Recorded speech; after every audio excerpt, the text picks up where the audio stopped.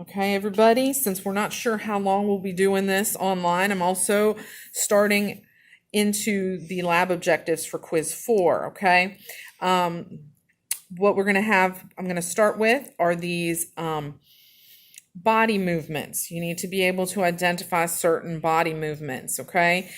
This is page 217 is the objectives in your lab manual. And if you turn back to 228, there is a table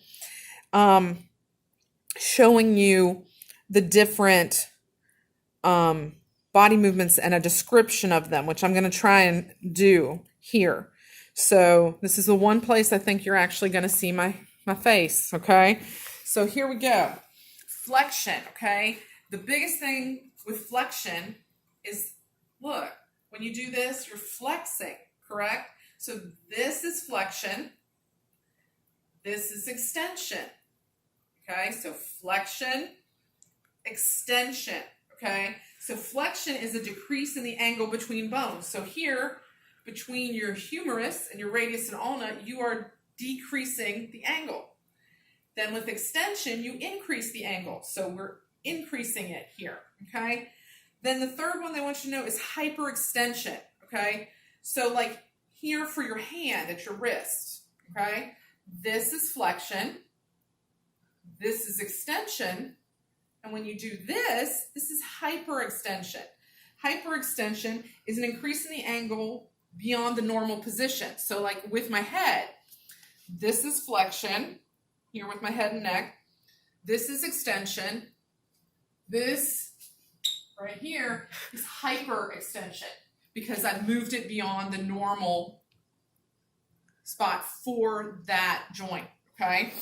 Now, there's also abduction and adduction. This is where you get to the point where a one-letter difference is either completely, you either get it completely right, or that one-letter difference is going to make it a completely different thing, and you get all your points off just for one-letter difference, okay? So abduction and adduction, okay? Abduction is movement away from the body. It's midline. So when you do this and you move your arms or your legs away from midline, that is abduction. Just think about it as if you were abducted, you were taken away, okay? Now, adduction, think about adding it back in, okay? So when you move an appendage closer to the midline, that is adduction. So abduction, adduction. That's when you bring it in. Abduction is moving away from midline. Adduction is coming back towards midline of the body, okay?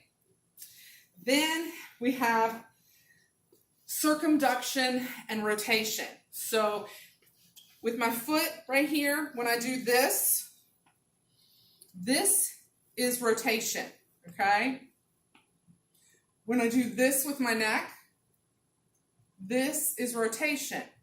Circumduction is different from rotation in the fact that circumduction is rotation around the end of a limb.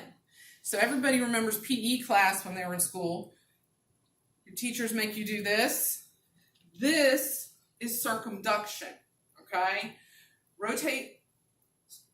Rotation around the end, okay, of a bone or an appendage in a circular motion, okay, is circumduction. So this is circumduction, okay? Then, let's see, you have to know pronation and supination. Pronation is palm movement from anterior to posterior, and supination is palm movement from posterior to anterior.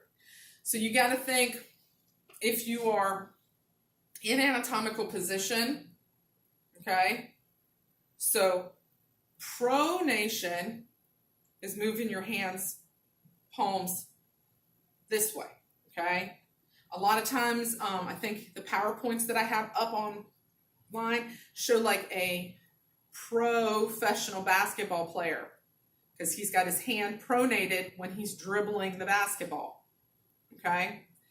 Supination would be palm up, okay? And that's like, think of it as a bowl of soup, okay? I believe my PowerPoint also shows a hand holding a bowl of steaming soup. So this is how you want to know supination, okay? Then we've got inversion and eversion, okay? So inversion, these are things that normally don't happen in life. Usually these are things that kind of happen when people are playing sports, okay? Because inversion is when the sole or the plantar portion of your foot is pointed medially, okay? That's not something that normally happens in everyday life, okay? And eversion even less so, because that's when the sole of your foot points laterally, okay? So I think a lot of times with inversion, eversion, you get those things, especially in sports where you have to jump and you may come down on your foot wrong, okay? So this is eversion, and this is inversion, okay? All right, now, the last one we have to go over is plantar flexion and dorsiflexion, okay? So dorsiflexion is movement of the ankle joint dorsally, which means you point your toes up. And I can stand straight, Ms. Cook. Okay, so dorsiflexion, you're pointing your toes back up at you. Plantar flexion is like a ballerina, where you're putting your toes down to a point, okay? And you can feel that when you do it, that you are flexing that plantar region on the bottom of your foot, okay? So this is plantar flexion, this is dorsiflexion when you see the toes pointed upward.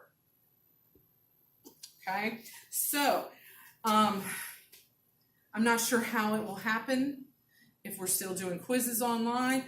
Normally we have pictures of things on the quiz where, you know, it may have a toe pointing up or a toe pointing down, and you have to tell me what that is. It may have a picture of someone going like this and say, name the body movement of this, okay? So you need to know these by picture, you know, recognize them. You can look them up online. There are some pictures of people doing these different movements on page 227 and a couple on the top of 228 in your lab manual, okay? So stop that.